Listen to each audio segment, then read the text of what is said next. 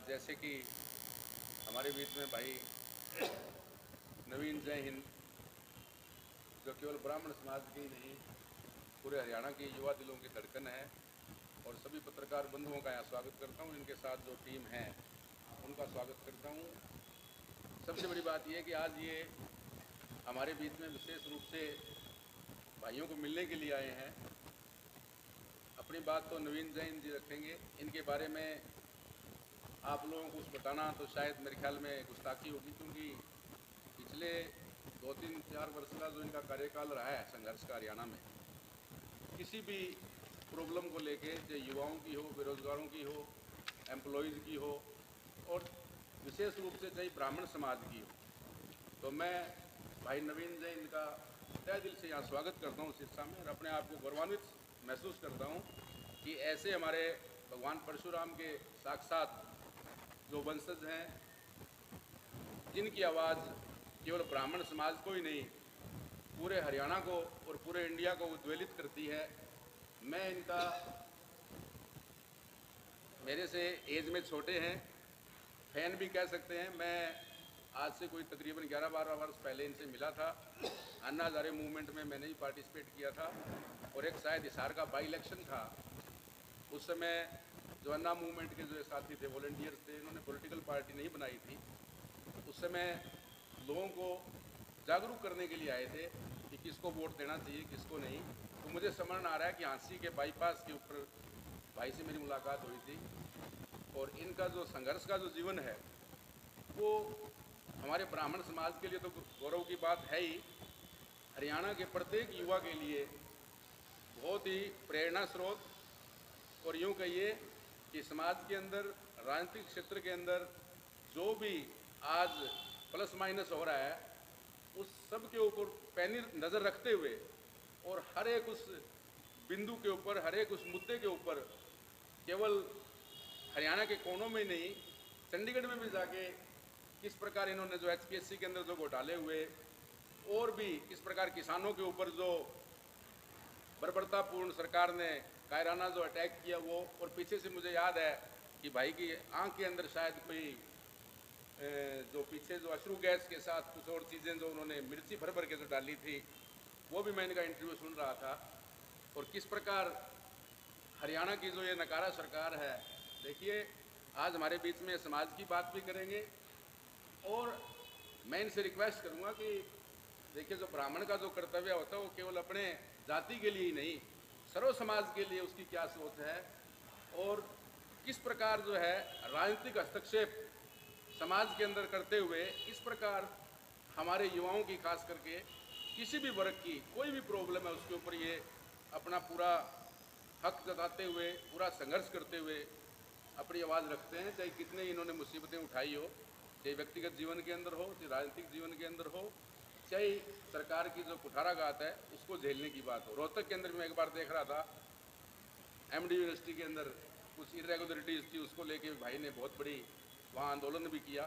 तो मैं एक बार फिर भाई नवीन जैन को सिरसा की इस भूमि के ऊपर स्वागत करते हुए प्रणाम करता हूँ, और विशेष रूप से इसलिए गर्व महसूस होता है कि जो महान पुरुष होते हैं वो किसी न किसी वंश में, किसी न किसी जाति में जन्म लेते हैं। तो मैं एक और सूचना भाई के आगे भी देना चाहता हूँ कि यही एक प्रांगण है, 2001 के अंदर मैं युवा ब्राह्मण सभा का अध्यक्ष था। तो इसी प्रांगण के अंदर, इसी हॉल के अंदर मैंने भगवान श्री परशुराम जयंती के ऊपर सर्व समाज के लोगों को सम्मानित किया था, जो समाजनिष्ठ हैं, चाहे वो मुस्लिम थे, चाहे जाट थे, चाहे कोई प्रजापत समाज के थे। तो ये चीज़ें समाज के अंदर जो है जानी चाहिए। और मैं भाई नवीन जैन जी को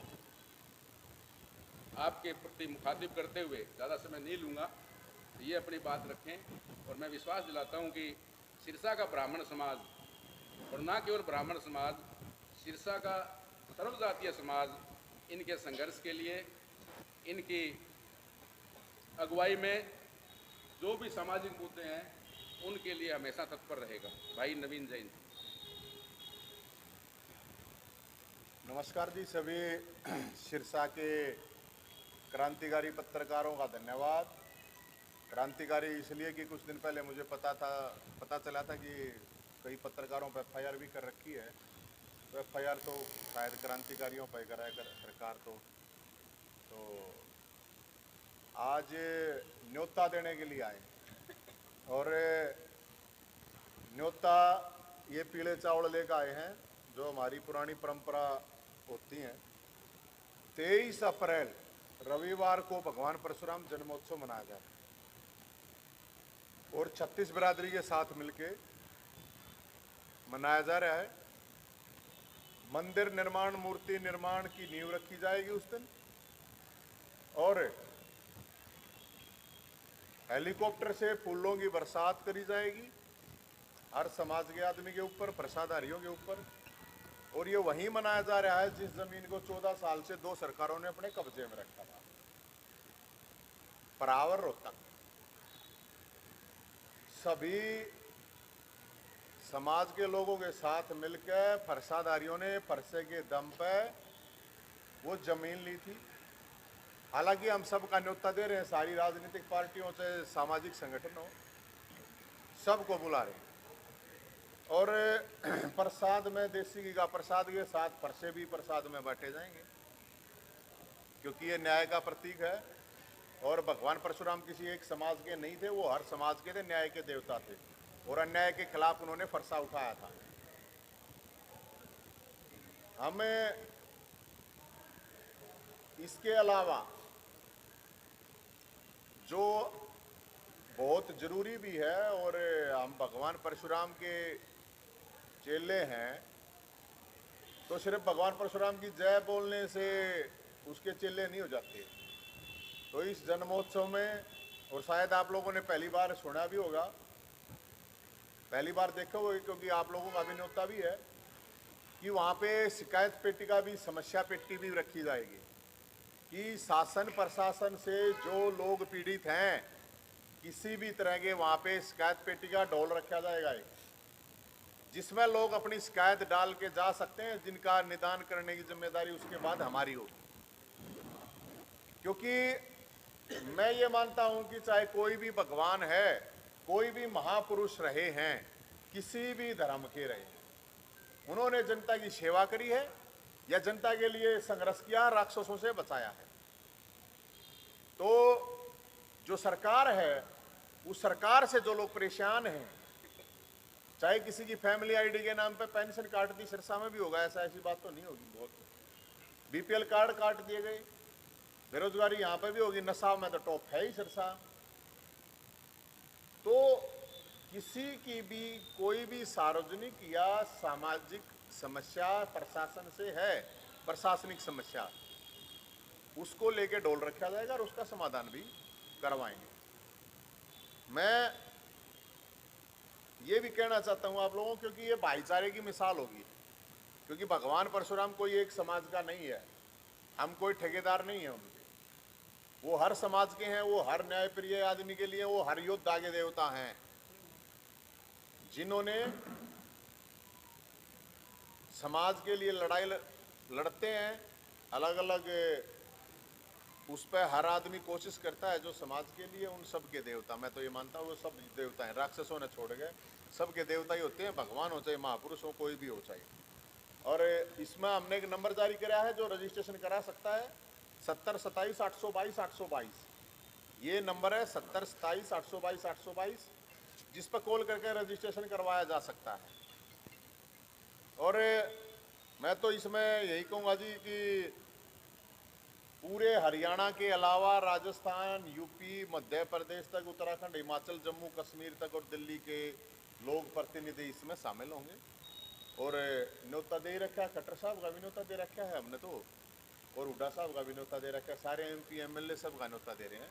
अब वहाँ भगवान परशुराम के मंदिर में जिस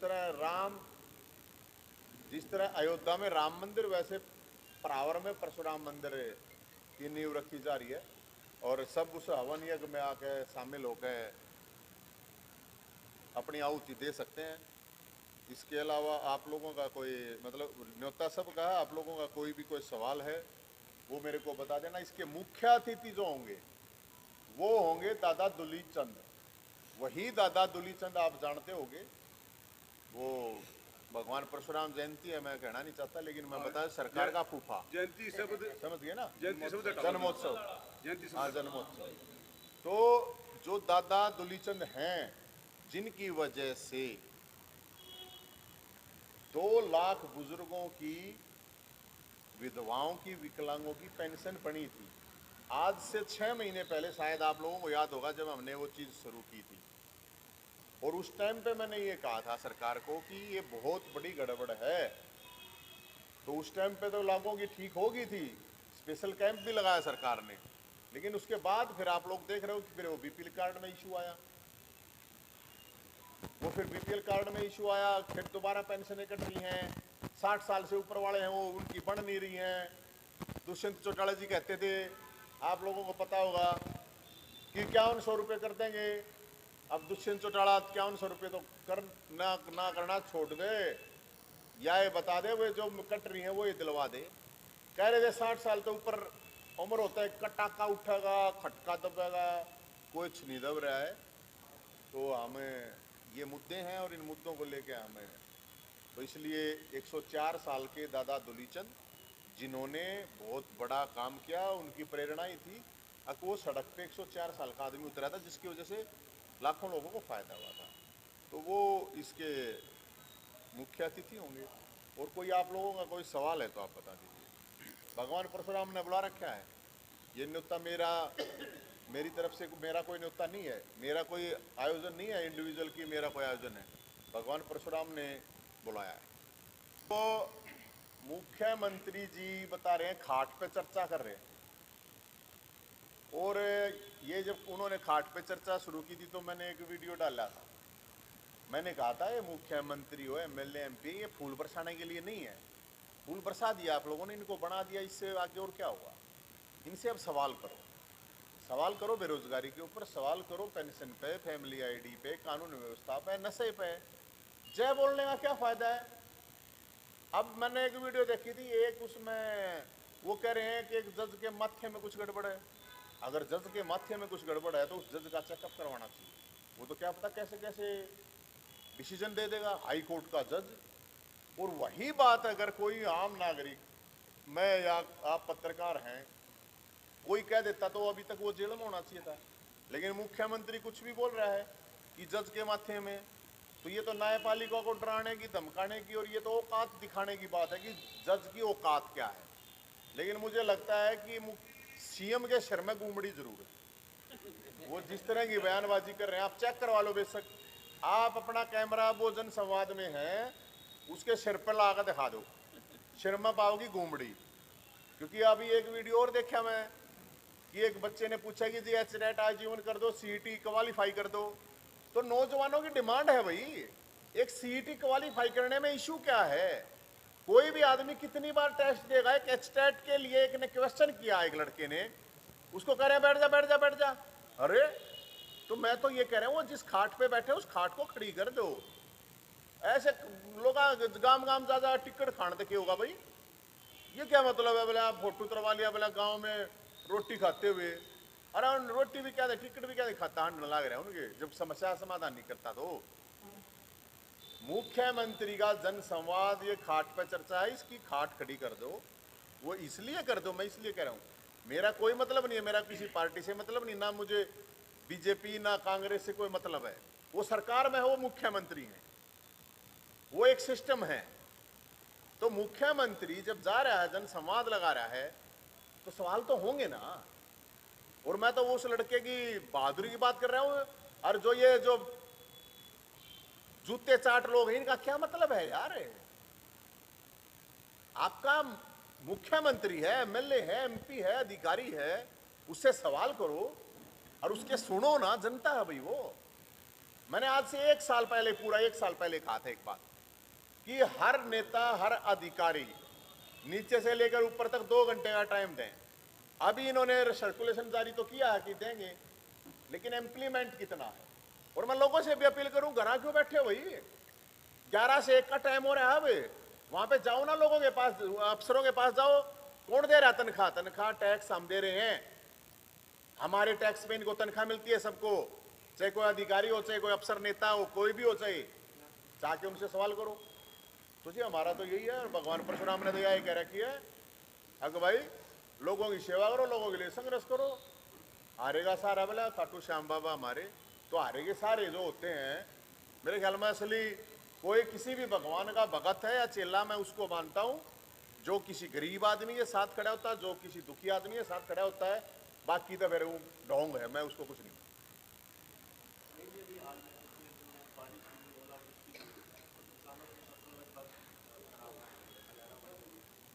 हम ये कह रहे हैं, एक तो खुद किसान जो होता है, जिसकी अपनी ज़मीन होती है, उसको नुकसान हुआ है, वो नुकसान झेल सकता है। लेकिन जो जैसे बाध्य वे लेते हैं, हमारे साइड ये वर्ड यूज़ किया जाता है, यहाँ पे ठेके भी कह सकते हो आप, वो तो बहुत ज़्यादा खतरनाक स्थिति में हो गया है। और मुझे लगता है कि ये जो कंपनियों को जो बीमे की पैसे इतने दे रही है सरकार, किसानों से लिया जा रहा है, तो वो लेना चाहिए। और 50,000 रुपये तो मेरे हिसाब से कोई भी फसल है उसको फायदा होना था। किसी भी किसान को एक एकड़ की बात कर रहा हूँ मैं, अगर वो मुख्यमंत्री साहब को तुरंत गिरदावरी करके ऑनलाइन नहीं, ये जो कह रहे हैं ना ऑनलाइन ये करो, यार मैं पीएचडी कर रखी है, मैंने 3 MA कर रखी है, मैं ऑनलाइन नहीं रहता, क्या जरूरत है भाई इसमें? ऑप्शन दोनों होने चाहिए ना, ऑन ग्राउंड जाओ ना। कौन फार्म भरेगा, कहाँ फार्म भरेगा? पटवारिया का काम है, जाके देखो, ऑनलाइन नहीं, ऑन ग्राउंड जाओ और उनको मुआवजा दो जल्दी दो। और किसान भाइयों को मैं एक बात कह रहा हूँ, सबसे ज्यादा इस देश में किसान दुखी हो हैं, मर रहे हैं, सुसाइड कर रहे हैं। किसी को सुसाइड करने की जरूरत नहीं है, मरने की किसी को जरूरत नहीं है। भगवान ने विपदा दे रखी है, तो सरकार अगर सपोर्ट करे तो ठीक है। और मैं समाज के लोगों से भी ये बात करूंगा, क्योंकि बहुत समस्या होती है लोगों को इस तरह का, जिसको ज़्यादा नुकसान हुआ है, समाज भी सहायता करे, सरकार भी करे, और उसको सांत्वना भी दे कम से कम सरकार। क्योंकि आदमी बड़ा परेशान होता है जब इस तरह की, आदमी को ऑलरेडी कर्जा होता है, फिर और कर्जा हो जाता है। तो मुख्यमंत्री साहब, हम तो यही कह रहे हैं कि तुरंत गिरदावरी करवा के तुरंत, क्योंकि ऐसा ही हो रहा है ना हर जगह, मतलब फॉर्मेलिटीज़ कर दी जाती है। पटवारिया था, मैंने कहूँगा भाई भेदभाव ना करियो, तो ईमानदारी से रिपोर्ट बना के दियो, और नहीं तो गरीब आदमी की हाय जो होया करे, लग्या करे, तो फिर वो कीड़े पड़ के मरया करे। मैं तो इसलिए हूँ, अगर गरीब आदमी की कोई परेशान करता है और गरीब आदमी किसी को हाय मारता है तो बड़ा खतरनाक होता है। उन्होंने मुआवजे की डेडलाइन 5 एकड़ रखी हुई है, तो फार्मर की 20 एकड़ अगर फसल तबाह होती है, हाँ, उसको तो 5 एकड़ का मिलेगा, बाकी कहाँ है? नहीं वो तो गलत है, ये कोई पॉलिसी का मतलब है नहीं है। अगर ठेके पे लेके भी कोई किसानी कर रहा है, मैं खुद जानता हूँ ऐसे लोगों को 10-10 किले 20-20 किले ले रहे हैं, तो ये तो कोई मतलब नहीं है। मैं इसीलिए कह रहा हूँ ऑनलाइन पे नहीं, ऑन ग्राउंड पे जाएं, अधिकारी ऑन ग्राउंड जाके मुआयना करें, जो नुकसान हुआ है कम से कम जो उसकी लागत लग चुकी है वो तो कम से कम सरकार को देना चाहिए। इंश्योरेंस कंपनी ने जिस दिन मुलाकात की पहली बार हुई, फार्मर का जो प्रीमियम जो है रिफंड कर दिया उनके अकाउंट में। वो इसीलिए कर दिया ना कि उनको देना ना पड़े। ये तो एजेंट है भाई साहब, ये कोई कंपनियों का मतलब कोई वो थोड़ी है कि उन किसान को फायदे के लिए करें। मतलब कौन ऐसी कंपनी है जो मतलब ये सोचे कि किसान का फायदा हो जाए तेरा नुकसान हो जाए? ये तो बीच में एक मीडिएटर हैं, इनको दलाल कह सकते हैं आप, जो एजेंट होते हैं, पैसे जो खाते हैं, यही है। और कोई सवाल हो आप?